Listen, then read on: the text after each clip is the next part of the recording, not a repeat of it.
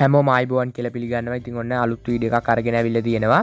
ඉතින් ඔන්න මේ වීඩියෝ එකකින් අරගෙන අවිල්ල තියෙන්නේ 2012 රිලීස් වෙච්ච ඊගා කියන ෆිල්ම් එකේ සිංහල රිවිව් එකක්. ඉතින් ෆිල්ම් එක ඉවර වෙනකම්ම රැඳී සිටින්නේ කියලා මතක් කරනවා. අපි යමු ෆිල්ම් එක පැත්තට. ඉතින් ෆිල්ම් එක පටන් ගද්දිම අපේ මේ ෆිල්ම් එකේ හතුරව පෙන්නනවා. ඉතින් මෙයාගේ නම සුදීප්. මෙයා ඇවිල්ලා බිස්නස්මන් කෙනෙක්. ඉතින් මෙයාව දකින්න හැම කෙල්ලම වගේ මෙයාට කැමති වෙනවා. ඒ කොහොම හරි එතනින් ගියාම අපේ ෆිල්ම් එකේ ප්‍රධාන නිලියව පෙන්නනවා. ඉතින් සමාන්ත තමයි මේ ෆිල්ම් එකේ ප්‍රධාන නිලිය. ඉතින් මෙයා දුප්පත් ළමයින්ට උදව් කරන්න පොඩි කැම්පේන් එකක් කරගෙන යනවා. ඒ වගේම මෙයාගේ විනෝදාංශය තමයි මයික්‍රෝ ආර්ට් නිර්මාණය කරන එක. එතනින් ගියාම අපේ ෆිල්ම් එකේ ප්‍රධාන නළුවව පෙන්නනවා. ඉතින් මෙයාගේ නම නානි. ඉතින් මෙයා සමන්තට කැමැත්තෙන් තමයි ඉන්නේ. ඉතින් මෙයාලගේ ගෙවල් එක ළඟ තමයි තියෙන්නේ. ඉතින් මං කිව්වනේ මෙයා දුප්පත් ළමයින්ට උදව් කරන කැම්පේන් එකක් කරන් යනවා කියලා. ඉතින් ඒකට අදාළ මුදල් වගේ දේවල් එකතු කරන්න මෙයාලගේ මේ ඔෆිස් එකේදී. ඉතින් මෙයාලගේ මේ වැඩේට අපේ ෆිල්ම් එකේ හීරෝ ඒ කියන්නේ නානිත් ඩොනේෂන් දෙනවා හැම මාසෙම. ඉතින් දවසක් මේ සමන්තගේ නෑනා ඇවිත් කියනවා සුදීප් කන්ස්ට්‍රක්ෂන් කියන කම්පැනි එකෙන් ලොකු ඩොනේෂන් එකක් දෙනවා. ඔයා ගිහින් හම්බෙන්න කියලා. ඉතින් එයා ඒ වගේම විසිටින් කාඩ් එකකුත් අරගෙන ඇවිල්ලා ඒක සමන්තට දෙනවා. ඉතින් කිව්වා වගේම මෙයත් ඒ MDව හම්බෙන්න ඒ කම්පැනි එකට යනවා. ඉතින් සුදීප්ට සමන්තව දැක්ක ගමන් සමන්තට හිත යනවා. කොහොම හරි මෙයාට සුදීප් කියන කම්පැනි එකෙන් ලක්ෂ 15ක චෙක් එකක් ලැබෙනවා. ඉතින් මෙතනදී සුදීප් කියනවා මෙයාලා එක්ක දිගටම වැඩ කරන්න කැමතියි කියලා. ඉතින් මෙතනින් තමයි සේරම ප්‍රශ්න පටන් ගන්නෙ. ඉතින් මෙයාලා මේ විදිහට එකතු කරගත්ත ඩොනේෂන් වලින් අසරණ කට්ටියට ඕන දේවල් මේ විදිහට බෙදලා දෙනවා. ඉතින් මෙතනදී සුදීප් කියනවා සමන්තට ඔයාව කෑමකට එක්කන් යන්න කැමති එනවද කියලා. ඉතින් මෙයා මේකට කැමති වෙලා දෙන්නත් එක්ක කෑමකට යනවා. ඉතින් මෙතන වැඩේ කියන්නේ නානිත් මෙතන ඉන්නවා. ඉතින් සමන්තත් නානිට කැමැත්තෙන් තමයි ඉන්නේ. ඉතින් මෙතනදී මේක සුදීප් දකිනවා. ඉතින් සුදීප්ට මේක දැක්කම හොඳටම තරහ යනවා. මොකද සුදීප් කියන්නේත් හොඳ කෙනෙක් නෙමෙයි. ඉතින් සුදීප්ට හොඳටම තරහ ගිහලා සුදීප් හිතනවා මේ කොල්ලට මොනවා හරි කරන්න ඕන කියලා. ඉතින් සුදීප් මේ දෙන්න යන තැන් වලට ගිහිල්ලා බලන් ඉඳලා ඉතින් මේ කොල්ලට මොනවා හරි කරන්න ඕන කියලා හිතාගෙන තරහෙන් ඉන්නවා. ඉතින් ඔහොම කල් යද්දි දවසක් සමන්තගේ බයික් එක කැඩිලා යන්න බැරුව ඉද්දි නානිට බ්ලැන්ක් මැසේජ් එකක් දාලා නානිව ගෙන්න ගන්නවා එතනට. කොහොම හරි මේ දෙන්න මේ විදිහට යද්දි වෑන් එකක් ඇවිල්ලා නානිව පැහැරගෙන යනවා. ඉතින් ඒ පැහැරගෙන යන්නේ සුදීප්ගේ කට්ටිය. නානිව පැහැරගෙන ගිහිල්ලා එයාට හොඳටම ගහනවා සුදීප් සහ සුදීප්ගේ කට්ටිය. මෙතනදී නානිය අහනවා මොකටද මට ගහන්නේ කියලා. ඒකට සුදීප් උත්තර දෙනවා උඹ නිසා තමයි මට අර කෙල්ල කැමති වෙන්නේ නැත්තේ කියලා. ඉතින් අන්තිමේදී සුදීප් නානිව මරනවා. ඉතින් ඒ මරන්නෙත් නානිගේ බෙල්ල පාගලා. ඉතින් මේ අතරේ සමන්ත නානිට මැසේජ් කරනවා කෝල් ගන්නවා. ඉතින් ඒ කිසිම දෙයකට උත්තර දෙන්න නානිට විදිහක් නැහැ. මෙතනදී නානි මැරුණට පස්සේ නානිගේ ආත්මය මෙතන තිබ්බ බිත්තරයකට යනවා වගේ සීන් එකක් තියෙනවා. ඊට පස්සේ අපිට පෙන්නනවා සමන්තා නානි මැරිලා ඉන්නවා දකිනවා. සමන්තට උනේ මොකද්ද කියලා හිතා ගන්න බෑ. ඊළඟට අපිට පෙන්නනවා නානි මේ විදිහට මැස්සෙක් වෙලා ඉපදිලා ඉන්නවා. ඉතින් කුරුල්ලෙක්ගෙන් බේරෙන්න මේ විදිහට මැස්සට එක ගෙදරකට යන්න වෙනවා. ඉතින් එතනදී මැස්සා දකිනවා සුදීප්ව. ඉතින් එතනදී මැස්සට හැමදේම මතක් වෙනවා. Taman කොහොමද මැරුණේ ඒ හැමදේම මතක් වෙනවා. සුදීප්ගෙන් පරිගන්න ඕන කියලා මැස්සට හිතුණත් ඉතින් ඒක හරියන්නේ නැහැ. මොකද මිනිස්සෙක් එක්ක මැස්සෙක්ට හැප්පෙන එක ලේසි වැඩක් නෙමෙයි. ඉතින් ඊළඟට මැස්සා සමන්ත ඉන්න ගෙදර හොයාගෙන යනවා. ඉතින් එතනදී මැස්සට ඉතින් කියන්න විදිහක් නැහැ Taman නානි තමයි කියලා. ඉතින් ඒ වෙලාව එතනට එනවා සුදීප්. ඉතින් සුදීප් සමන්තගේ අතින් අල්ලලා එක එක ඒවා කරද්දි ඉතින් මැස්සට බලන් ඉන්න බෑ. ඉතින් මැස්සා පුළුවන් විදිහට සුදීප්ව එතනින් ඉවත් කරනවා. ඉතින් මෙතන ඉඳලා බැලුවොත් මැස්සා සුදීප්ට කරදර කරන්න පටන් ගන්නවා. ඉතින් පුළුවන් විදිහට නිදහසේ ඉන්න දෙන්නෙම නැහැ. සුදීප් ව්‍යායාම කරනකොට වගේම කන බොන කොටත් මේ මැස්සා ගිහින් කරදර කරනවා. ඉතින් ඒක නිසා සුදීප්ට ඇත්තටම එපා වෙලා තිබුණේ. ඊළඟට සුදීප් වෙනවා සමන්තව හම්බෙන්න යාළගේ ඔෆිස් එකට. ඒ වෙන මොහොකටවත් නෙමෙයි සුදීප් යනවා ෆොරින් ටුවර් එකක්. ඉතින් ඒකට සමන්තවත් එක්කගෙන යන්න තමයි ඇවිත් තියෙන්නේ. කොහොම හරි එදා රෑ මැස්සා සුදීප්ට නිදා ගන්න දෙන්නෙම නැහැ. ඉතින් සුදීප් එක එක දේවල් කරලා නිදා ගන්න හදනවා. ඒත් මැස්සත් එක නිදා ගන්න බෑ. ඉතින් ඊළඟ දවසේ මේ මැස්ස නිසා පාරේ වාහන තදබදයක් ඇති වෙනවා. ඉතින් ඒකින් සුදීප්ට යන්න විදිහක් නැහැ. එයා යාගේ යාළුවෙක්ගේ වාහනයක් ඉල්ලගෙන මේ විදිහට හයිවේ එකේ යනවා. ඒ යද්දි මැස්සා කොහොම හරි සුදීප්ගේ ඇහි මේ ගෑවිලා ගිහිල්ලා වාහනේ ඇක්සිඩන්ට් වෙනවා. ඉතින් මේ කොහොම හරි මෙතනදී සුදීප් මැරෙන්නේ නැහැ. ඉතින් මෙයාගේ යාළුවන්ගෙන් අහනවා සත්තු පලිගන්නවද කියලා. මොකද මැස්සෙක් නිසානේ මේ හැමදේම උනේ. ඉතින් සුදීප් ඇක්සිඩන්ට් වෙලා ඉන්න බව දැනගෙන සමන්ත එනවා සුදීප්ව බලන්න. ඉතින් මේ වෙනකුණුත් සමන්ත දන්නේ නානි මැස්සෙක් වෙලා ඉපදිලා ඉන්නවයි කියලා. ඊළඟ දවසේ මැස්සා යනවා සමන්ත ඉන්න තැනට. ඉතින් සමන්ත මේ විදිහට අඬ අඬ ඉන්නවා නානි මතක් වෙලා. ඉතින් එතෙන්දි මැස්සා ඒ කඳුළු වලින් ලියනවා තමන් නානි කියලා. ඉතින් මෙතෙන්දි මැස්සා කියනවා සුදීප් තමයි තමන්ව මැරුවේ කියලා. ඒ වගේම සුදීප්ගෙන් පලිගන්න ඕන කියලාත් කියනවා. ඉතින් මෙයාලා දෙන්න දැන් ප්ලෑන් එකක් ගහනවා මෙයාව මරන්න. සමන්ත මයික්‍රෝ ආර්ට් ගැන දන්න නිසා මැස්සට ඕන ටූල්ස් වගේ දේවල් හදලා දෙනවා. ඉතින් ඒක නිසා සුදීප්ට ලේසි වෙන්නේ මැස්සව එලවන්න. ඉතින් කලින්ට වැඩිය මැස්සගෙන් සුදීප්ට කරදර වෙනවා දැන්. ඉතින් සුදීප්ට කෑම කන්න වෙලා තියෙන්නේ දැන් ගොඩක් බයෙන්. ඉතින් සුදීප්ට දැන් මේක එපා වෙලා තියෙන්නේ. ඉතින් මැස්ස දකිනවා මෙන්න මේ වගේ ගැජට් එකක් තියෙනවා. ඉතින් මැස්ස මේක සමන්තට කියලා මේක පාවිච්චි කරලා සුදීප්ව මරන්න ප්ලෑන් එකක් ගහනවා. ඉතින් එයාලා ඒක ටෙස්ට් කරලා බලනවා මේ විදිහට. ඊට පස්සේ මැස්ස ඒකට ඕන කරන රසායනික දේවල් ටික අරකට පුරවනවා. ඉතින් සුදීප් හරියටම ටාගට් වෙච්ච වෙලාවක් බලලා මැස්ස ගිනි කූරක් අරගෙන ඇවිල්ලා මේක පත්තු කරන්න හැදුවත් එතන හිටපු එක්කෙනෙක් නිසා ඒ වැඩේ හරියන්නේ නැහැ. මේ වෙලාවේ සුදීප්ට මැස්සගෙන් කරදර වැඩි නිසා සුදීප් ගෙදර CCTV වගේ දේවල් හයි කරනවා, වීදුරු හයි කරනවා මැස්සට එන්න බැරි වෙන්න. ඉතින් මේක මැස්සට හරි ප්‍රශ්නයක් ගේ ඇතුළට යන්න බැරි එක. ඉතින් ඒක නිසා සමන්ත ගේ ඇතුළට එනවා සුදීප්ගේ.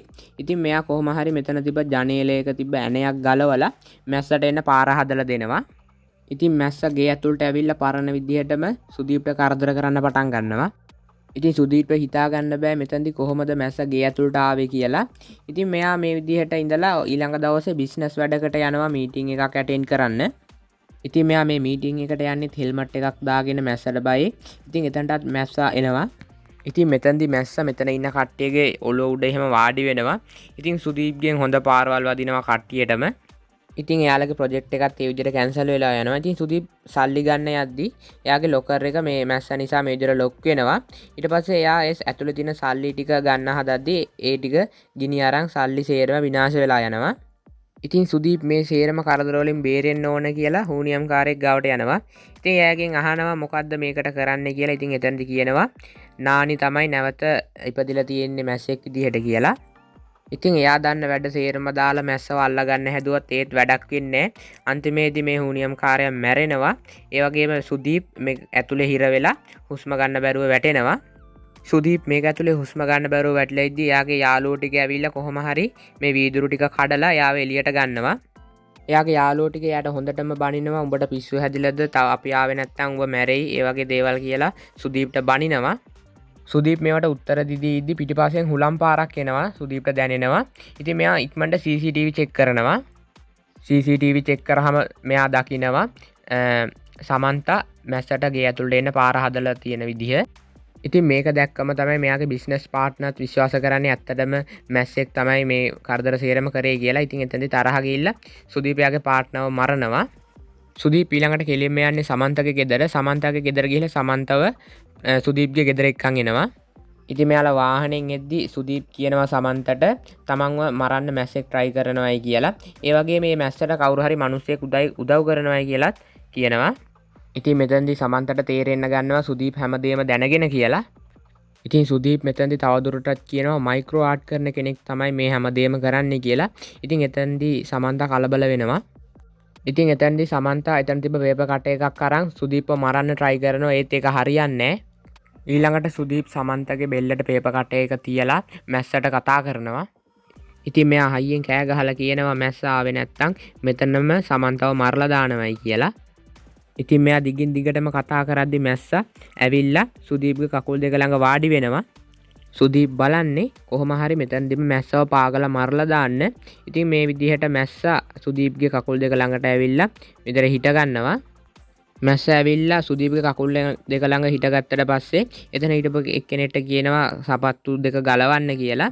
ඉතින් මෙයා මේ විදිහට පා ගන්න හදද්දිම එතන තිබ්බ කටුවක් වගේ එකක් මේ විදිහට මැස්ස උඩට උස්සනවා. ඉතින් ඒක ඇනිලා ඉතින් සුදීප්ට කර කියා ගන්න දෙයක් නැතුව එතන එහාට මෙහාට දඟලනවා. ඒ අතරේ සමන්තට පුළුවන් වෙනවා හැංගෙන්න. ඉතින් සුදීප් සහ සුදීප්ගේ කට්ටිය එයාලා ළඟ තියෙන ගන් වලින් වටේටම වෙඩි තියන්න ගන්නවා. ඉතින් මැස්සා ඉන්න තැන් බලලා මෙයාලා වෙඩි තියන්න ගන්නවා. මෙයාලා වෙඩි තිබ්බට එක වෙඩිල්ලක්වත් මැස්සට වදින්නේ නැහැ. ඉතින් මෙයාලා මෙහෙම වෙඩි තියද්දී මෙයා මැස්සා සුදීප මරන්න හිතාගෙන හිටපු ගැජට් එකේ හිර වෙලා තිබ්බ කොළ කෑල්ල අයින් වෙනවා. මෙයාලා මෙහෙම වෙඩි තියද්දී මැස්සා බයිසිකල් බෝලයක් විසි කරනවා මේ විදියට. ඒක ගිහින් වැදිලා උඩ තිබුණ වීදුරු සැරසිල්ලක් කඩාගෙන වැටෙනවා. ඒක වැටිලා ඒකේ වීදුරු කෑලි ටික ගිහින් සුදීප්ගේ මූණේ ඇනිලා සුදීප්ගේ මූණ හොඳටම තුවාල වෙනවා. ඉතින් සුදීප්ට වේදනාව දරා ගන්න බෑ. ඒ අතරේ සුදීප් හොයනවා සමන්තා කොහෙද කියලා. ඒ අතරේ මැස්සා කටුවක් අරගෙන ඇවිල්ලා සුදීප්ව මරන්න try කරනවා. ඒ වෙලාවේ සුදීප්ගේ අතට අහු වෙනවා මැග්නට් එකක්. ඉතින් ඒක ඇල්ලුවට පස්සේ ඒකට අහු වෙනවා මැස්සා. ඉතින් මේකෙදි මැස්සට ගැලවෙන්න විදිහක් නැහැ. මැග්නට් එකට ඇලවිලා තියෙන්නේ. සුදීප් මෙතනදී හයියෙන් කෑ ගහනවා සතුටින් මැස්සව අල්ලගත්තා කියලා. ඉතින් ඒ වගේම සුදීප් හොයාගන්නවා සමන්තා හැංගිලා ඉන්න තැන. ඉතින් සමන්තවත් එතනින් එළියට ඇදලා ගන්නවා. දැන් සුදීප් try කරන්නේ සමන්තගේ ඉස්සරහා තියලම මැස්සව මරලා දාන්න. ඉතින් මෙතනදී සමන්තගේ අතින් අල්ලගෙන මැස්සගේ එක පියාටක් කපලා දානවා. දැන් මැස්සට පියාඹන්න විදිහක් නැහැ. එක පියාටක් කපලා දාලා දැන් මැස්සව එතනින් අතාරිනවා. ඉතින් සුදීප් සතුටින් කෑ ගහ තමයි මේ වැඩේ කරන්නේ. ඒ වගේම අර කටුවක් අරන් මැස්සට අනින්න try කරනවා. ඉතින් මේක සමන්ත දුකෙන් අඬ තමයි බලන් ඉන්නේ. ඉතින් සමන්තටත් කර කියා ගන්න දෙයක් නැහැ. මේ අතරේ මැස්සා දකිනවා අර ගැජට් එකෙන් කොළ කෑල්ල අයින් වෙලා තියෙනවා කියලා.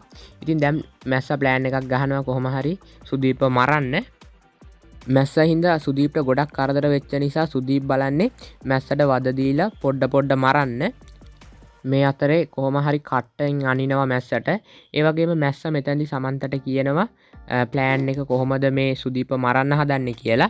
ඉතින් මේක බලන් ඉන්නවා සුදීප්. ඉතින් සුදීප් ඇවිල්ලා hina වෙවි මේක දිහා බලන් ඉන්නවා. මැස්සා එතන තිබ්බ රසායනික කුඩු ගොඩේ මේ විදියට පෙරලෙනවා. ඉතින් ඒ අතරේ එතන ඉන්න එක්කෙනෙක්ට කියනවා ගිනි කූරක් පත්තු කරන් එන්න කියලා මැස්සව පුච්චලා දාන්න. ඉතින් ඒ විදියට එක්කෙනා ගිනි කූරක් පත්තු කරන් එනවා.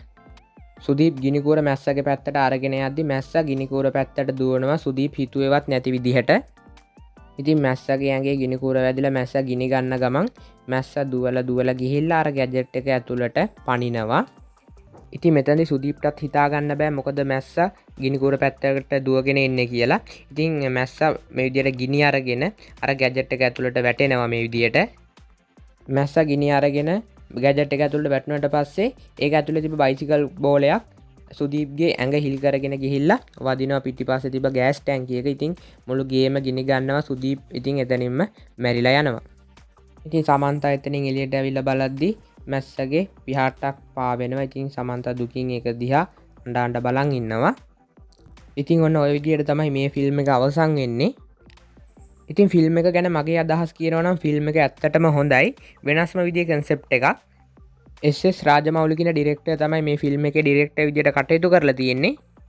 ඉතින් මේක මගේ පළවෙනි ෆිල්ම් රිවිව් එක. ඉතින් අඩුපාඩු ගොඩක් ඇති. ඒවා අනිවාර්යෙන් පහලින් කමෙන්ට් කරන්න. එහෙනම් තවත් අලුත් වීඩියෝ එකකින් හමු වෙමු. ගිහින් එන්නම් හැමෝටම සුබ දවසක්.